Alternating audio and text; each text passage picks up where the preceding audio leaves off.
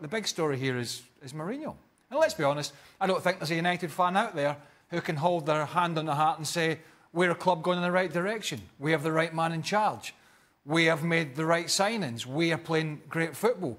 I can see light at the end of the tunnel. I don't think there is a United fan out there, and certainly I've not met one, that can say that. It is time for change, whether it be Ed Woodward or Jose Mourinho or both. But time for change is at this club now. They're going nowhere. Their football is stuck behind Liverpool, Spurs and Man City. And the discourse and the atmosphere and the toxic presence at the club is there for all to see. And it starts with the manager, and he's probably going to have to go first. Interesting, in the post-match press conference, he storms off. He says, we did prepare well for this game. He also says 3-0 score. That number 3 is the same as the Premier League titles he has, which is more than the other 19 managers combined. I know we get killed for saying it's classic Mourinho shtick, but it feels like it, doesn't it? Yeah, and what does it have to do with the fact that you just lost 3-0 at home against Spurs? And see, I always find it interesting when managers, after they lose at home 3-0, that they come out and say, well, we were prepared for this. Well, were you?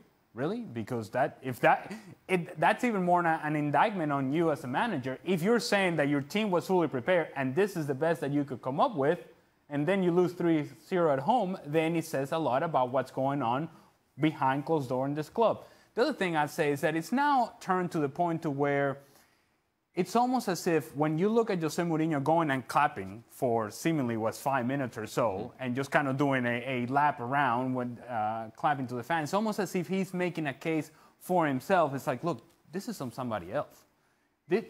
I appreciate you fans. I know that you are special to me and I'm special to you. And I appreciate your heartache and the fact that you are supporting us and we're going to get this right. And now, I don't know what's happening over there. Whoever's making the decisions and not getting me the players, I can't do anything about that. But I'm here for you and I'm here with you. When you're singling yourself out like that and the team has already gone into the tunnel, now you're making it, of course, about yourself. And when you do that, then all of us are going to see it and are going to say, come on, man. Come on, man. You just lost at home 3-0. Are we impressed with the comeback from Roma or more worried about the shambolic defending? I would suggest that as you just called it, shambolic defending, it's troublesome because you're playing against a team in Atalanta that is really going to be mid-table, if that, in Italy. And it was so easy. It's not like there was a whole lot of combination. It's just a couple of passes and they're through. And they're through in 1v1 situations against the goalkeeper. It was so easy, so stretched that Roma was. And then the two center-backs, which I've criticized in the past, Fazio and Manolas. Sometimes Manolas tries to be too aggressive. He overplays and then leaves Fazio in 2v1 situations. Fazio doesn't have the speed. And on top of that, you don't have really transition in recovery defensively from the midfield because De Rossi simply cannot cover the ground that he once was able to do. I know Roma fans are sensitive, but I will tell you, with that sort of defending, this team is not going to be able to challenge Juventus. Stevie, was it as bad as it looked? Absolutely, no question. Listen, they've shown us they can score goals, not just this season, but last season. But really, I mean, absolutely no pace whatsoever. And I'm sorry, you get rid of a guy like Strootman who had lost a yard, and you keep De Rossi, who's lost 3 or 4 yards. I mean, the truth is, they're going to be under pressure the whole season unless they change what's going on in the middle of the park. Well, they will change it because, it's clear where the problems are. The problems are at the back. And one of the ways they can address that is, one, by a personnel change or changes, and two, by getting Nzonzi up to speed quickly. And because if he playing in front of the back four is a much better shield than De Rossi at his age. Yeah. De Rossi's been a great player, but as the boys mentioned, he can't cover the ground anymore. And Nzonzi's one of the best in that position, at blocking, at breaking things up, at covering for people, and set pieces, and he's passing as well. So the sooner he gets into the starting lineup and up to speed, the better for Roma. Let's bring in Mina Rzouki, our ESPNFC.com Serie A correspondent. Mina, you agree with what you're hearing from the guys here on Roma's defense? Yes and no. I think it's important to point out that in Roma's home ground. They haven't yet, since 2014, won against Atalanta. I know that they've just been described by Ali as a mid-table team, but they are a side that always cause panic to many of the major sides in Italy. And what's important right now is they're in peak physical form. Well, perhaps not peak, but they're doing very well because they started the season early. They're playing their qualifiers for the Europa League, so physically they're quick, they're ambitious, and I know that they didn't play all their best starters, but I think that matters because you could see they were quicker to the ball, quicker with their thoughts, understanding each other in a way that perhaps we can expect from Roma in 5 games' time. But I think also with Roma that you could hear a lot of booing when Atalanta started to push through. And that's largely because of the fact that this side keeps changing and keeps losing some of its best players. You mentioned Kevin Strootman, who provides the physicality. They obviously lost Rajan Angolan, who's not only a physical presence, but a goal-scoring one, an intelligent player, and really an icon. More importantly as well, you saw with their goalkeeping, not really looking as confident as the likes of Alisson was when he was there. So the fans are a little bit angry at the fact that they keep changing the team. But what I think is important is that we just give Di Francesco a little bit more time. He needs to find his tactical balance in much the same way that Allegri will have to as well, even though he was boasting stars. But Atalanta are always a side that are going to scare, and I don't think they're ever one that you can sort of say, it's okay, it's just a mid-level team. They know how to spring a surprise or two. 2 games, 14 shots, 0 goals. What does that tell us about the transition? Nothing? Tells us nothing. And there are some clowns out there that have been saying, well, you know, this is just Serie A. I mean, I get it, you know, the players playing in Italy want to make a point. I get that, but so did the players playing in Spain. There has been many seasons, including last, where Cristiano Ronaldo's been slow out the blocks and hasn't got on the score sheet. Been quite a few of those, but certainly, and historically, the last couple of seasons, I think he's had much more barren spells and then he's came good.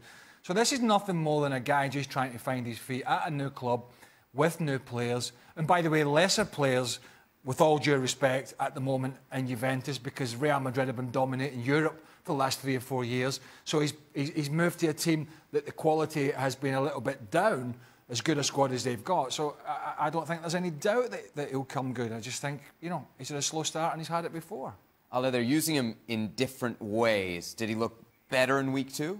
Well, and I think that's more the point as to what's going on with Cristiano Ronaldo. They're trying to figure out, okay, what do we do with Cristiano? Because he's going to have the freedom to go wherever he wants in that final third. But then what do the other guys around Cristiano Ronaldo have to adjust? Where are the spaces that they're going to be able to attack?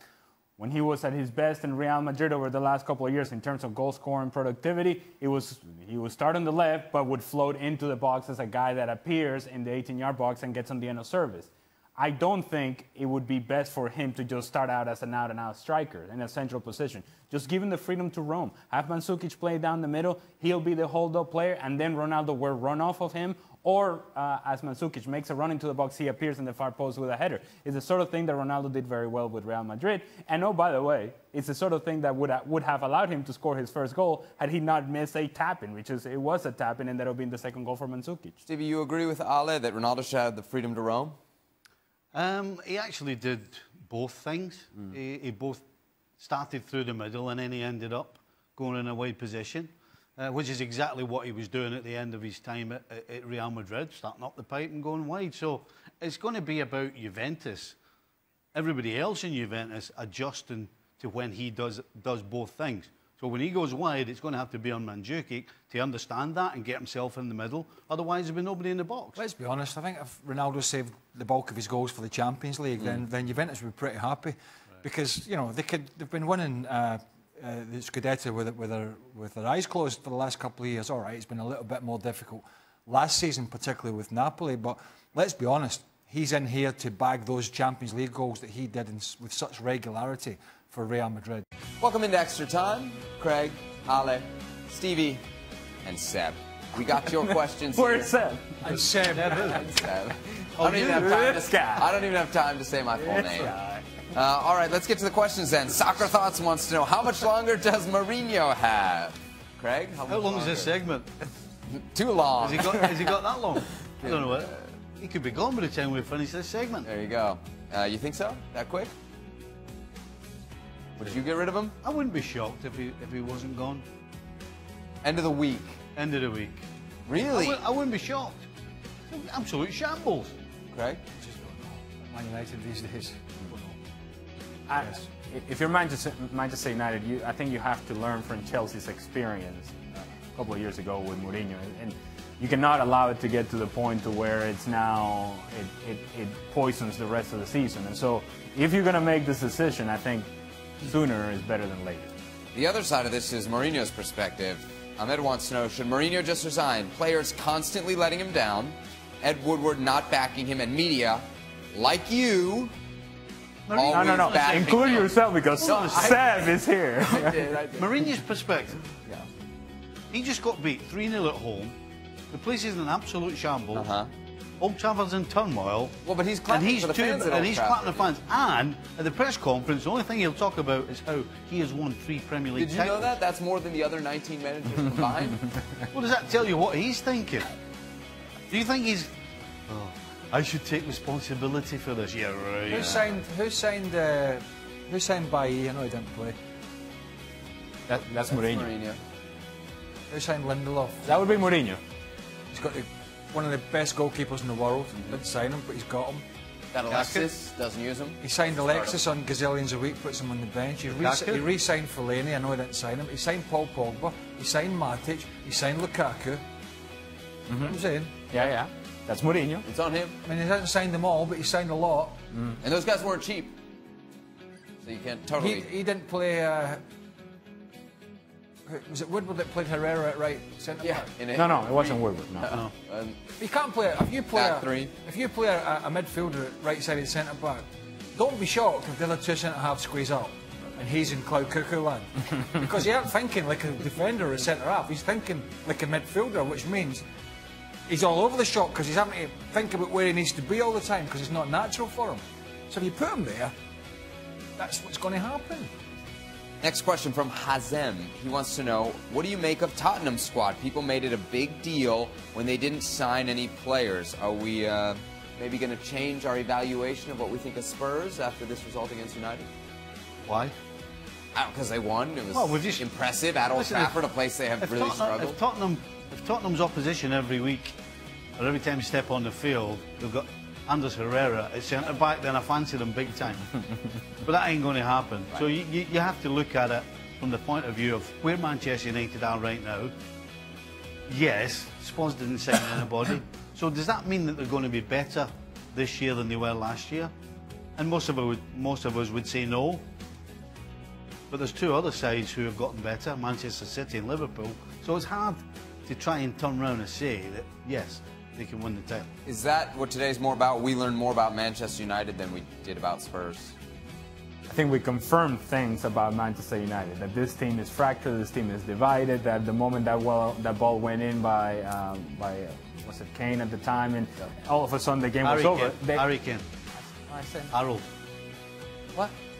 Well, but we've already referenced him in the segment, so I feel like it's okay for Ali. Have you got any more questions? Nope, I don't. Well, that's all right, because we're just going to keep talking. If I keep talking or one of the boys keeps talking, there's a chance you're going to miss your flight. Which would be a highlight. Highlight for all of us. I'm looking at the clock and I'm thinking... Yeah, I'm doing the math here. You ain't got much chance here, so I might just keep rabbiting on a little bit. Carry Kane, I just so appreciate my colleagues. Who's that team that plays in Italy? Crotone. No, Crouton. He plays for AC Milan, doesn't he? Crouton. You know, this is definitely not the last day before I have like a week of vacation. I'm not desperate to get home right now. And his favourite food's soup. Can you believe that? His favourite meal is soup. You just hate Italian football. I love Italian food, though. Yeah, you do. All right, why don't we tell the good And you don't play it up either. All right, somebody just roll the graphic. There's a promo here that brings this to an end and gets me out of here. There's no graphic at the end of this. The old Croutones, there it is. The old Croutones in Unless you're there. listening on the podcast, then you don't see the graphic. Get me old Croutones in there.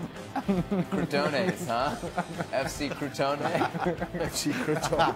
Crouton. He's a big fan. He's a big fan of fan. Crouton.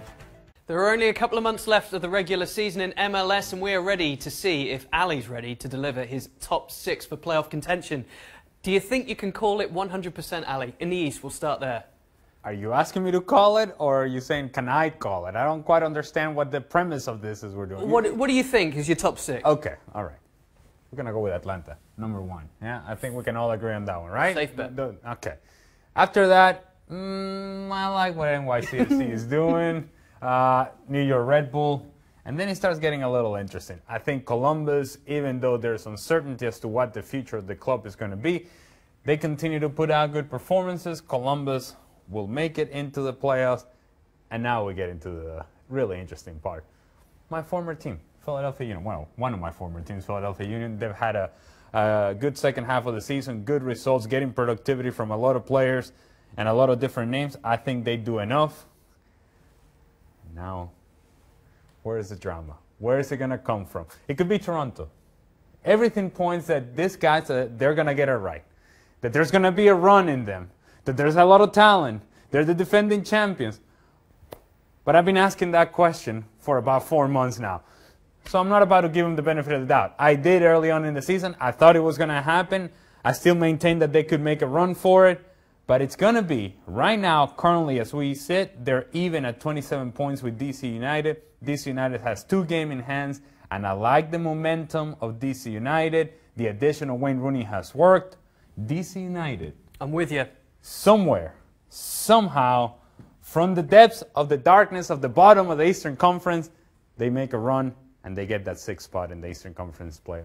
And several games in hand over the teams currently in that top 6 Yeah. as well. So it could be a very interesting fight to the end. Toronto missing out. Can you believe it? Well, I can't. Can you? I can now. Well, and you know what? They're going to have to believe it because they had plenty of opportunities to get themselves right, and they didn't. Still 2 months, as we say, but this is as Ali stands, his top 6 for the East.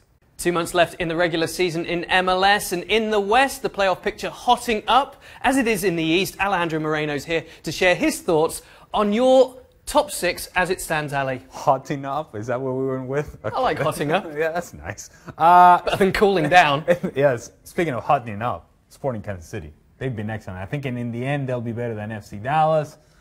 So we're going to give them number 1. But FC Dallas will hang around long enough for them to be number 2.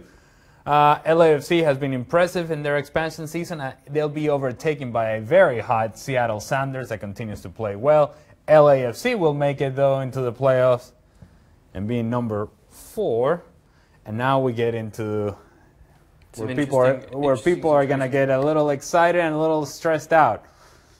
LA Galaxy right now ahead of Portland. But I do think that Portland has games in hand, and they will make it into that 5th spot. Did I get that right? Did I get that right? They don't want to go. There you go. Okay. Yeah, apparently they don't want to go. Not the way they've been playing over the last couple of weeks. However, they'll make it in, and now it's when it gets a little tight. A little tight. Minnesota could make a run. Houston could make a run. Do we have anybody left here? Real Salt Lake could make a run. Right now they're in, but they're going to be out in the end. And in is going to be my MLS daddy, my guy, Sigi Schmidt, with a goal with Zlatan Ibrahimovic that puts him into that 6th spot and gives him an opportunity in the playoffs. Zlatan won't allow them to fail, surely.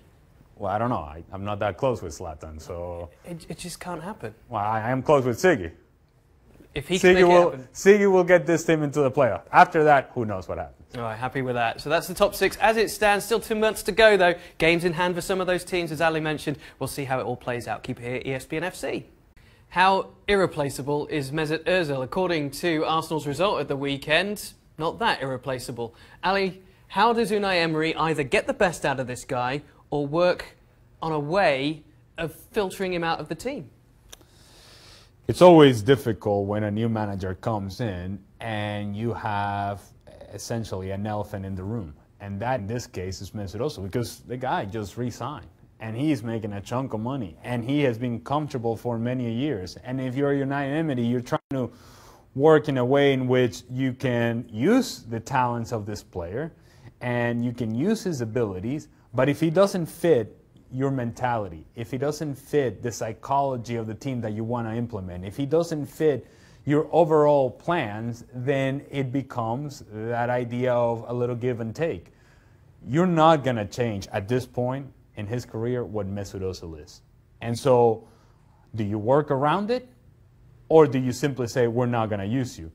I think he's too good of a player to just say, we're not going to use you. And I don't think that Arsenal is good enough of a team to just say, you know what, Mesut, we don't need you. So this is when managing takes place. This is when coaching takes place. It's not only, hey, we got to complete this pass here, and we got to play with this formation, and we got to do this and set up the team this way. No.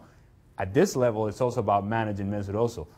But nobody has really been figuring out how to do that. Arsene Wenger wasn't able to figure out how to get the best of him in a consistent way. There were times in which you would say, man, Mesut Ozil was something else. But then there were other times it's like, where is he? Jogi Löw didn't quite get the best of him for an extended period of time. He did initially, and then in the end, you didn't quite get the best of him. And we saw that example in the past World Cup. And so it's about Unai Emery coming into the locker room and saying, being very clear with Mesut Ozil and said, this is your role. And this is what we want you to do. And make it so clear for him that when he goes out on the field, he focuses on doing that. Not 10 things at a time, but those specific things that you want him to do. How quickly does the coach have to fix this in terms of not letting it kind of deride what he's doing elsewhere, with tough games obviously behind them, tougher fixtures coming up? If he gets results without him, you would think it would make it easier. But if that doesn't quite go to plan, if he is having those communication issues, sometimes he comes in and does well, sometimes he's a sort of peripheral figure. How quickly does he have to get this done before it becomes a bigger story? Well, okay, so I just don't quite understand initially why Unai Emery came in and all of a sudden gave Mesut Ozil the captain's armband. And I'm thinking, oh, no. I mean, maybe he's trying to get a reaction out of him. Maybe we want more leadership from you. But if that's not natural to you, you can't just force it upon a player. And so it's almost as if he's trying to massage the situation, which I can understand when you first come into a locker room. But you have to establish yourself as a manager. You're the decision maker, and you're going to have to make that clear to Mesut Ozil and everybody else. And if you have to make an example Mesut Ozil, you do that. I just don't know, with Arsenal as a squad, when you see the talent personnel that they have available, that you are in a position where you can just make a case and say, well, I'm going to make an example Mesut Ozil, and I'm going to sacrifice results. That's when it gets tricky. Because you can make an example all you want, but if you're not winning on the weekends, then people are going to ask questions about, hey, how about your highest paid player? How about that guy? We need that guy out on the field because he can give us a chance to win. That's the question that everybody has had about Mesut Ozil. Is he good enough to be just a passenger on a team, or is he the sort of guy that you just say, you know what, he's had plenty of opportunities and we got to move on from him? Ricardo, Tuca Ferretti is the new interim Mexico manager, at least for the upcoming dates in September in the United States, where Mexico will play against Uruguay and the United States. Ale, what do you make of this? He's come in for the second time. A safe choice, really, while they kind of defer their choice for who's going to permanently take over? It's a logical choice. It's a substitute teacher that you already know, and that players actually do care and respect, and I think he'll just come in with a plan in place. He knows he's not going to be there long term. He knows it's just an interim sort of caretaker type thing. And that gives you some freedom to choose the players that you think will be good for Mexico in the future. Maybe you have an evaluation process, but it's an evaluation process that has really nothing to do with him, because in the end, all he's doing is making sure that the boat is still going and straightforward, and that's it. And there isn't much for him to do. This is for a couple of games, and then they'll make a decision as to who the next manager will be, and people will move on. So it's logical, it's safe. He's a guy that has done this in the past, has had experience with this, and the players actually know him and respect him. So I have no issues whatsoever. I do, however, have an issue with the Mexican Federation taking their sweet time finding who the next manager is going to be. And so if they're going to take their time, better make sure it's the right choice.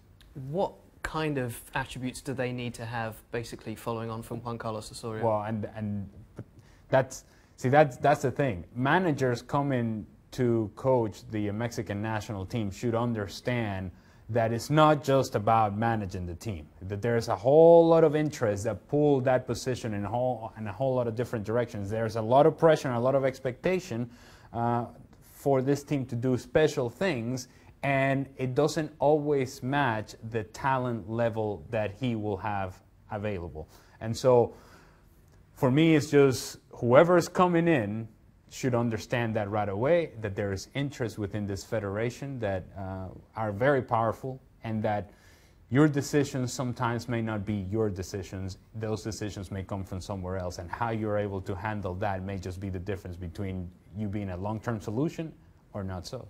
Maybe speaks to the fact that it always appears to be a very complex decision. So Tuca Ferretti is in, at least for a couple of games, and we'll see how they go from there.